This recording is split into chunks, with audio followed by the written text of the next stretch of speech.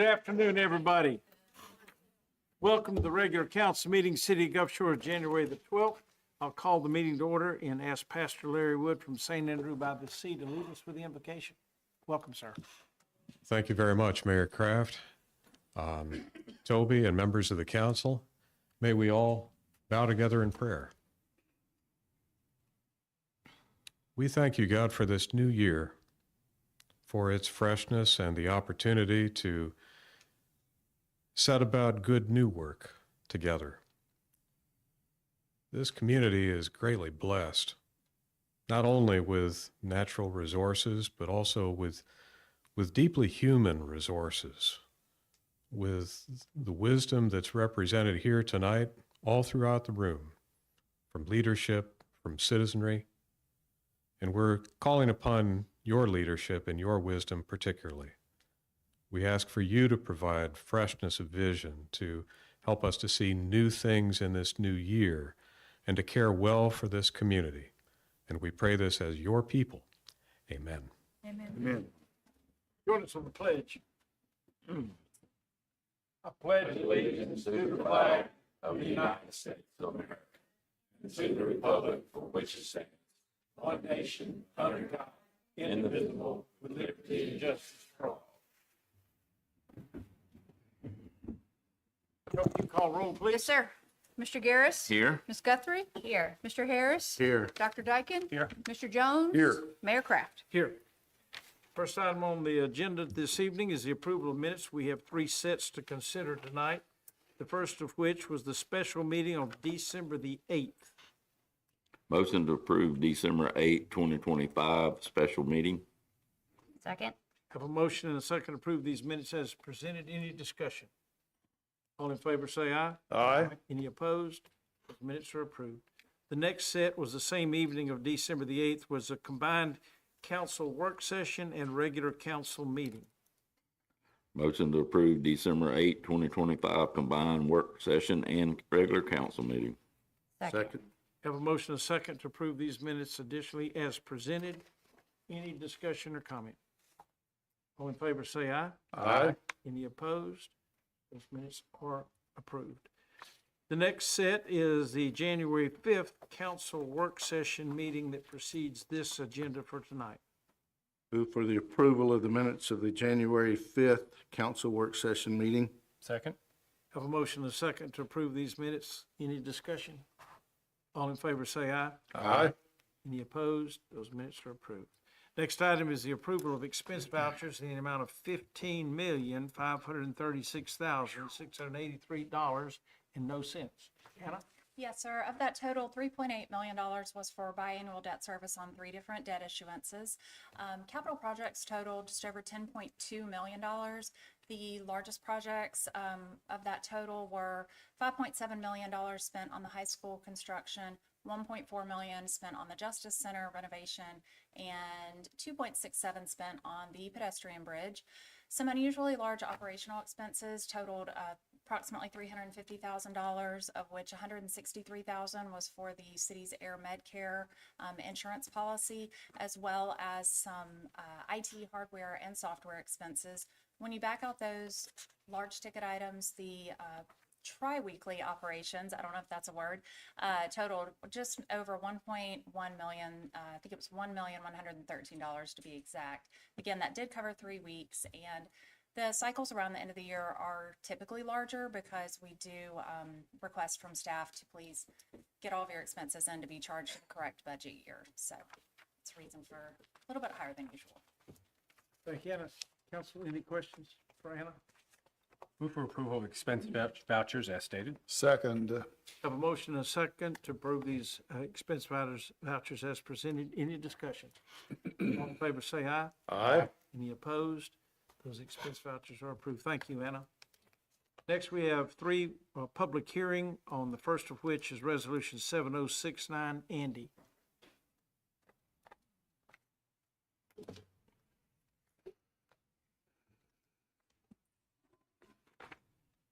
Good afternoon, Mayor and City Council.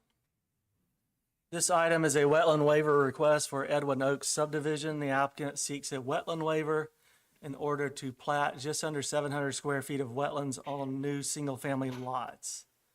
The Planning Commission recently approved a preliminary subdivision plat for this subdivision last year. Property is highlighted in blue on each of these maps. It's located just to the west of Moe's Landing City Park. Again, the Planning Commission approved a preliminary plat for this to subdivide this property into 7 lots back in October. The wetland protection regulations prohibit the platting of wetlands on new single-family lots.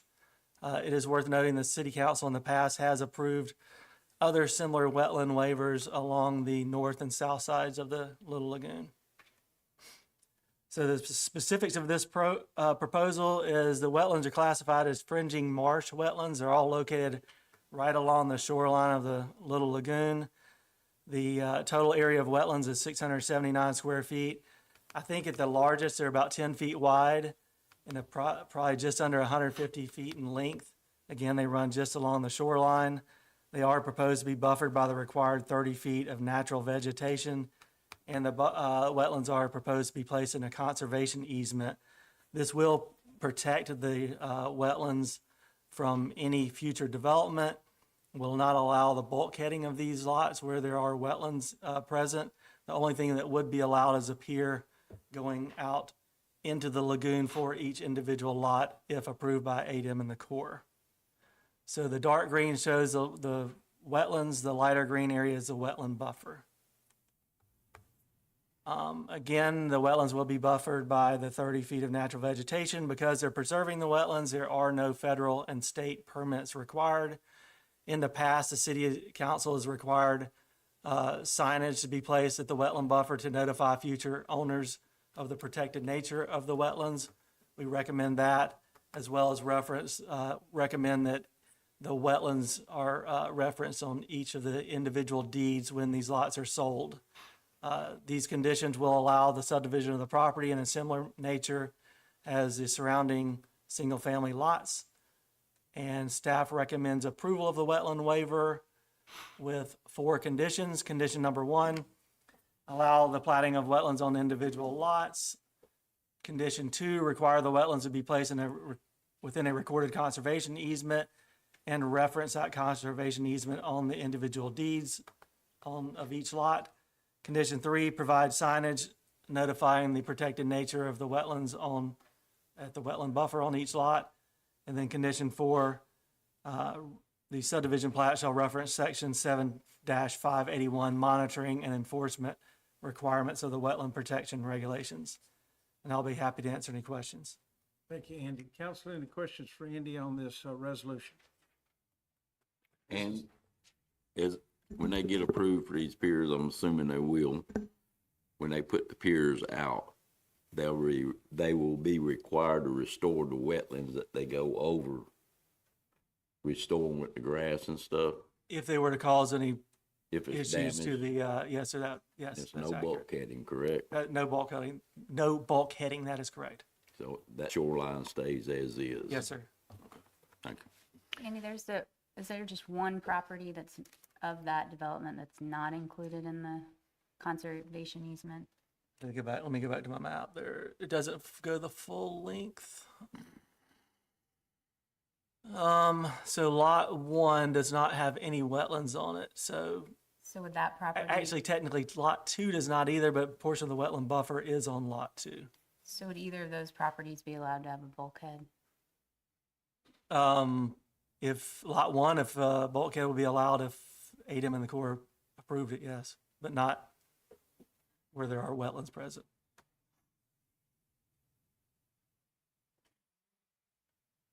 This is a public hearing. Anybody in the audience have any questions or comments? I have additional question. On the last, could you go back to the recommendations? Yes. On number 4, the subdivision plat shall reference section 7-581 monitoring and enforcement requirements of the wetland protection regulations.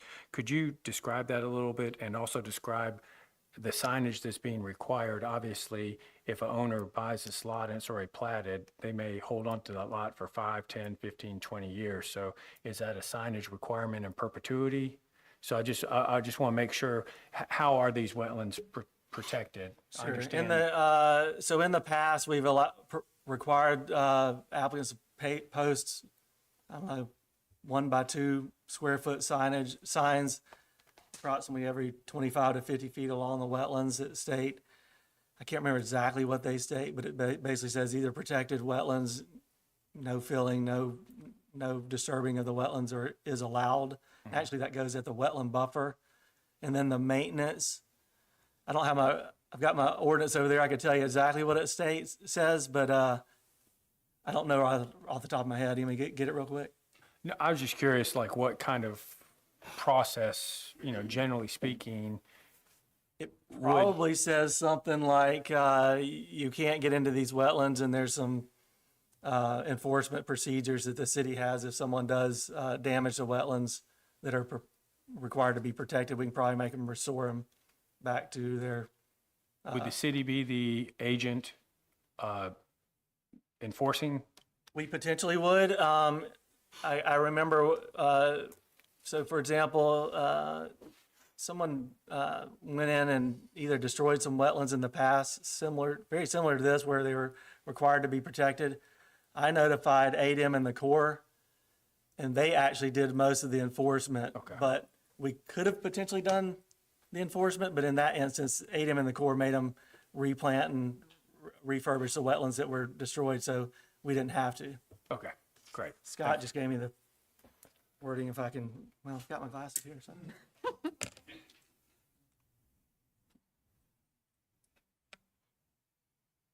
Yeah, basically, the city shall have the authority to enforce this article, address any violations, threatened violations hereby by the issuance of a violation notice, stop work order, civil and criminal actions,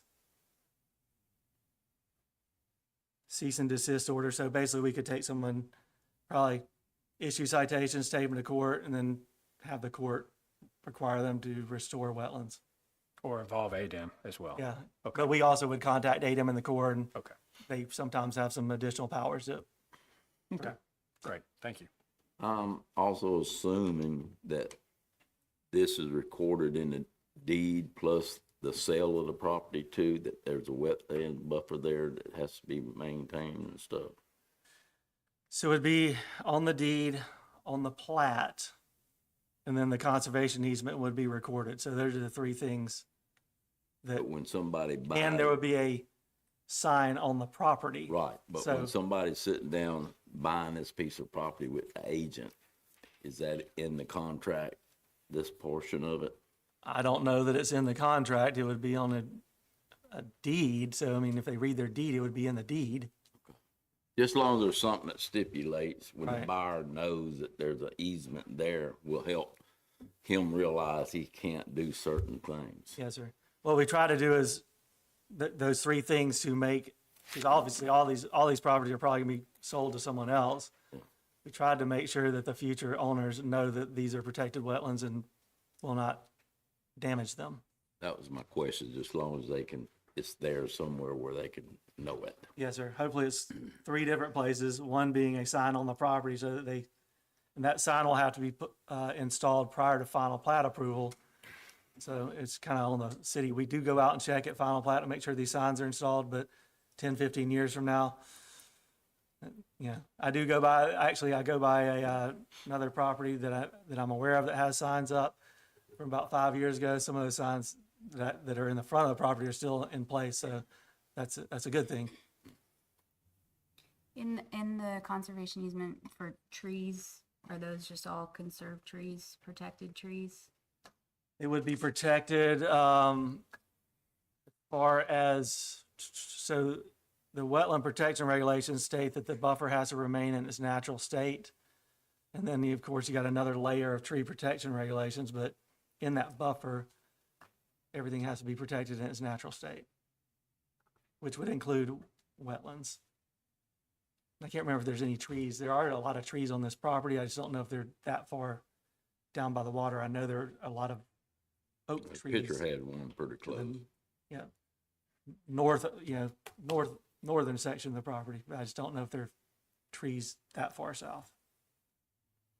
I know the term waiver can kind of have a bad connotation in that we're waiving a protection, but in this case, what we're doing is allowing, to me, we're allowing the boardwalks to be built over the wetlands, which to me is long-term protection of the wetlands versus not having the boardwalks and having all the foot traffic that we know will end up, we typically get and see where the wetlands slowly over time get destroyed and deteriorated with foot traffic because people are going to access the water there. And these are pretty small wetlands, so it's not like they're going through 50 foot of sawgrass to get to the water. So I see this as an opportunity, long-time protection, and having the conservation easement, the 30-foot buffer, and that recorded against in the deed and on the title, to me is a benefit in this particular case.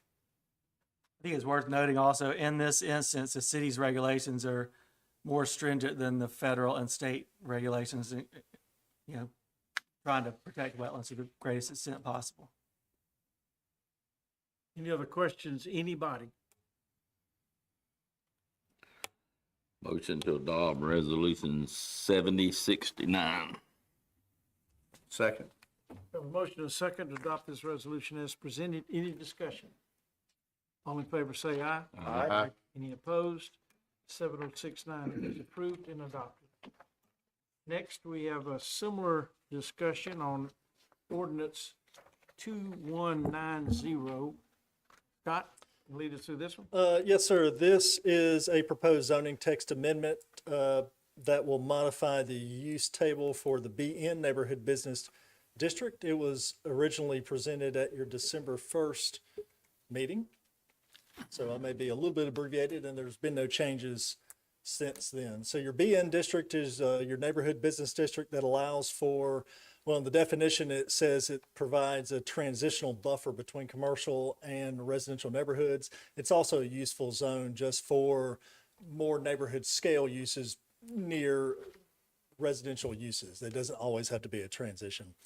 You're probably aware, but conditional use permits are a process that allow the Planning Commission and the City Council both a little further examination and scrutiny of proposed uses. It just allows you to look at the proposed use in its context and its location to decide whether or not it's appropriate for what's being requested.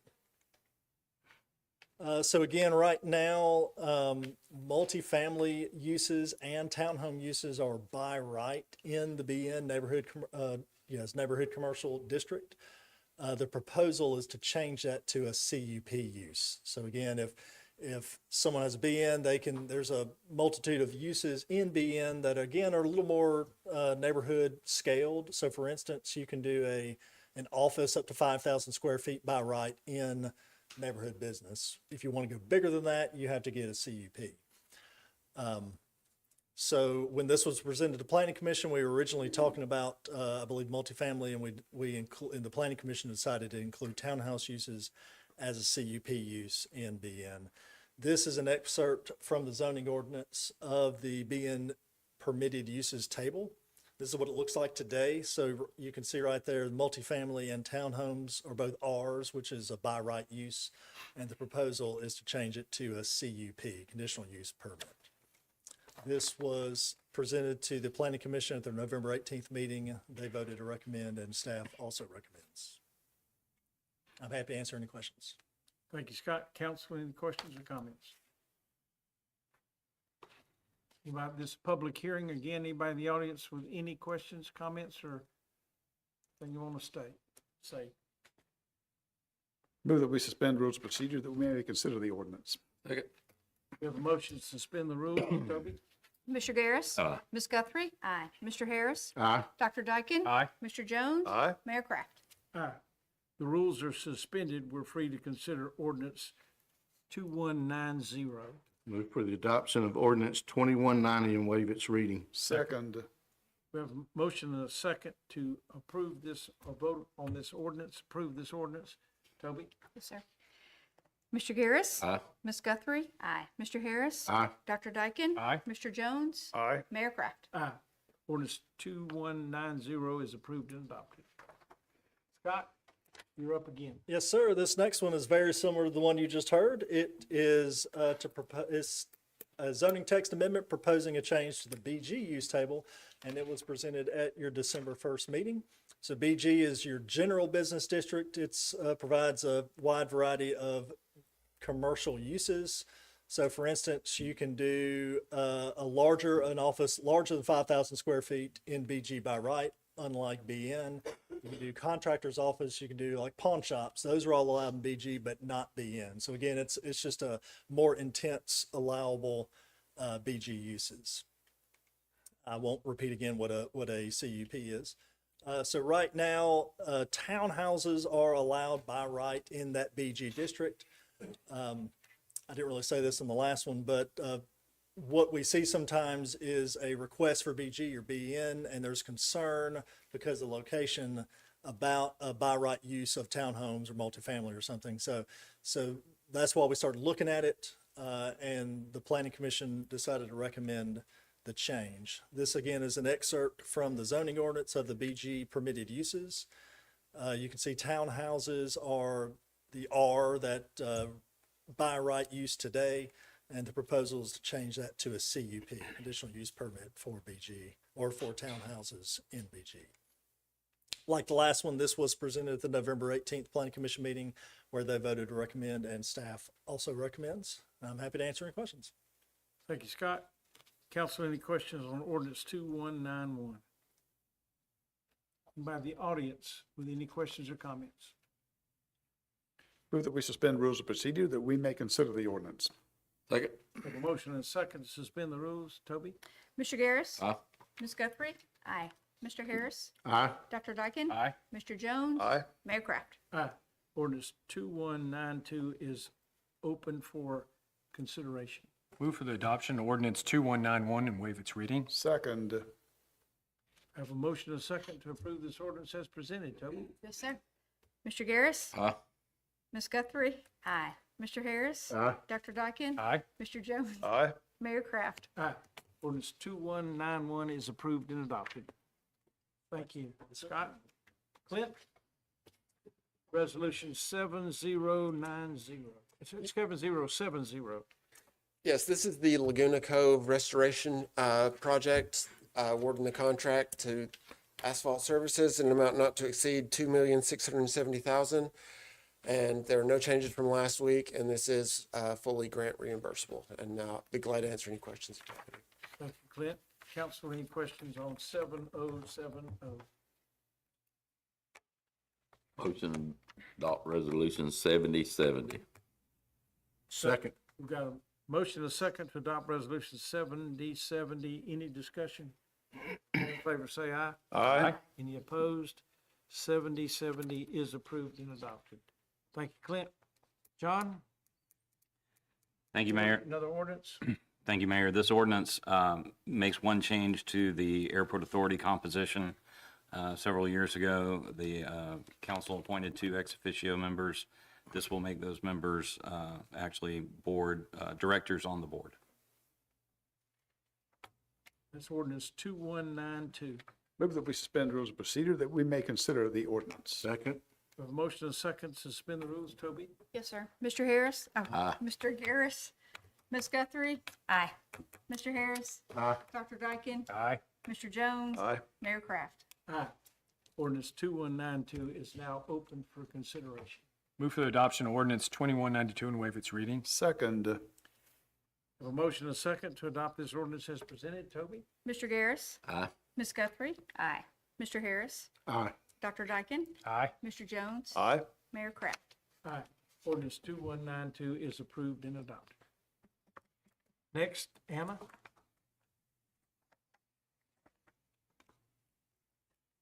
Yes, sir. Before you for consideration are the 2026 annual taxi franchise renewal requests. There are no changes from last week. The 13 franchisees, current franchisees who are requesting renewal are as follows.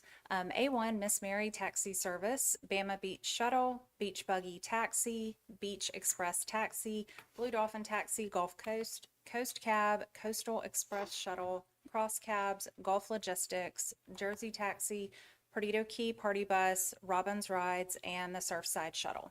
Happy to answer any questions if you all have anything. Thank you, Anna. That's ordinance 2193. Move that we suspend rules of procedure that we may consider the ordinance. Second. We have a motion and a second to suspend the rules. Toby? Mr. Garris. Aye. Ms. Guthrie. Aye. Mr. Harris. Aye. Dr. Dyken. Aye. Mr. Jones. Aye. Mayor Kraft. Aye. Ordinance 2193, the rules are suspended. We're free to consider ordinance 2193. Motion to consider ordinance 2193 as written. Second. Have a motion and a second to adopt ordinance 2193 as presented. Any discussion? Toby? Mr. Garris. Aye. Ms. Guthrie. Aye. Mr. Harris. Aye. Dr. Dyken. Aye. Mr. Jones. Aye. Mayor Kraft. Aye. Ordinance 2193 is approved and adopted. Another ordinance, Andy 2194.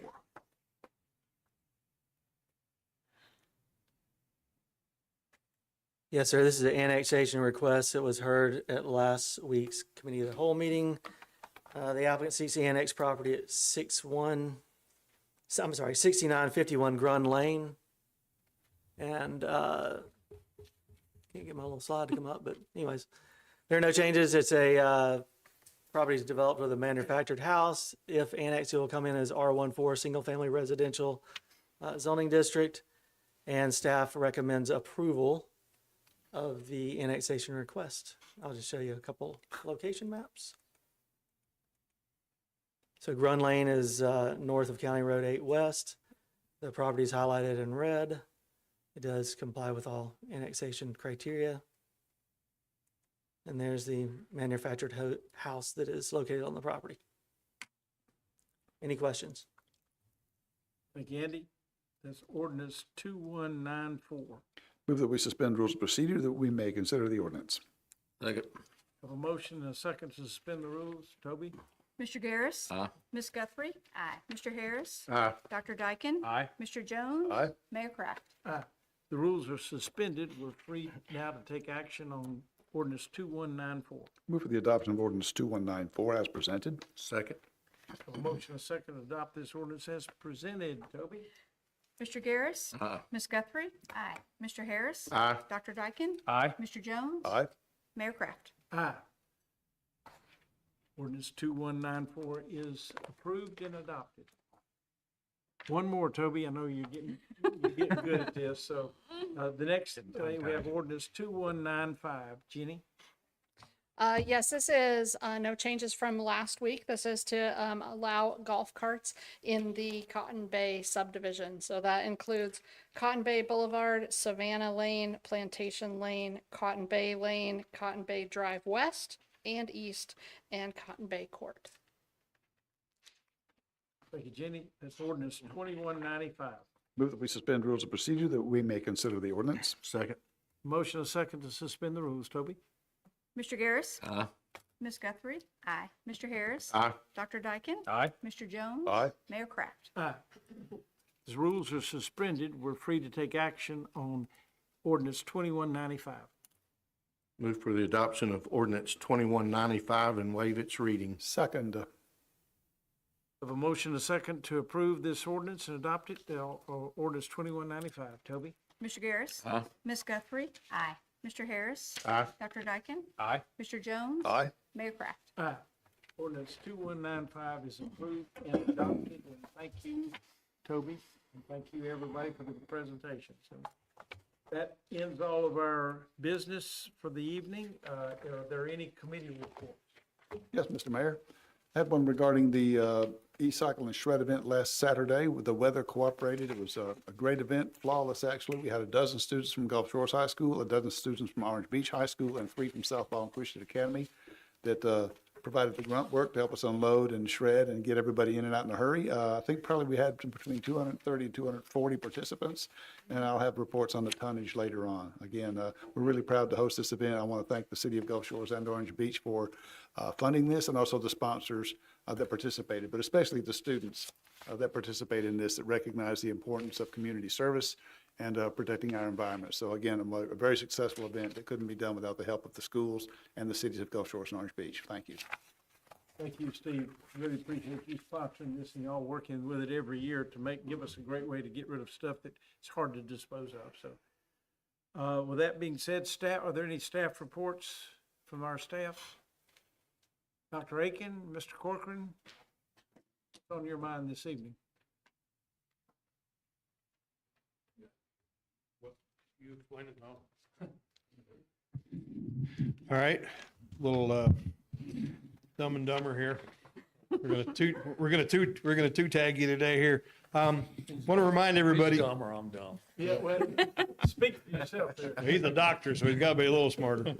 We want to remind everybody that our regularly scheduled board meeting is this Thursday at 5 p.m. in the Wave Center for Learning on Third Street. And at that meeting, we're going to be discussing and hopefully passing a resolution to make Gulf Shore City Schools a Purple Star School District. And Dr. Aiken's going to explain what that is. And I'm certainly not going to read all these whereases to you. But in effect, we are going to be showing and putting into record our support of all United States Armed Services military families, their children, and the challenges that come along with that. And Dr. Aiken, I think you want to probably explain it just a bit, don't you? Kevin did a great job explaining it, but basically we will, as he said, we will recognize the challenges that military children and their families face, and we will put in place a trained liaison that is assigned to those families when they move in or they move out, provide resources and student-led peer programs. So just as Kevin said, is our way of expressing gratitude for the military families and what they do for our country. And we want to take this opportunity to let y'all know what's going on, but also let the public know as well. And then the Purple Star School recognition is a national recognition. So this is part of that process to show that we're doing what we should be doing. And I just want to add, it's not just like an attaboy resolution. We will be committing resources to these families as needed and make sure that dedicated personnel are assigned to these families, because it's quite a challenge when, if you know of any military children, you know that they'll say they lived in 8, 10, 12 different cities during their parents' tenure or service. So we recognize that. We want to be a part of it. We're going to specifically dedicate resources to help these families out. So we just wanted to share that great news with y'all. Will there be an opportunity for the public to participate if you have funding needs of any type or specific needs? I'm sure there will. There's always opportunity for funding. No, but we have the resources in place and we're prepared to do it. But yeah, it's a great program, and we welcome all those veterans in the community. If there's a military family we're not aware of, we'd love to have you bring it to our attention. So that's kind of the reason we're sharing it today. If you currently know of enrolled students or in a military family that we're not aware of, we'd love to know about that so we can reach out to them. Thank you guys very much. It's a great program. At this point, it's anyone here that has anything they'd like to discuss with the council, welcome to step to the microphone and let's discuss anything, any topic. If not, we appreciate your attendance and we thank you for being here, and we'll do it again next Monday. Is there a motion we adjourn? Move to adjourn. We stand adjourned. Thank you again for being here.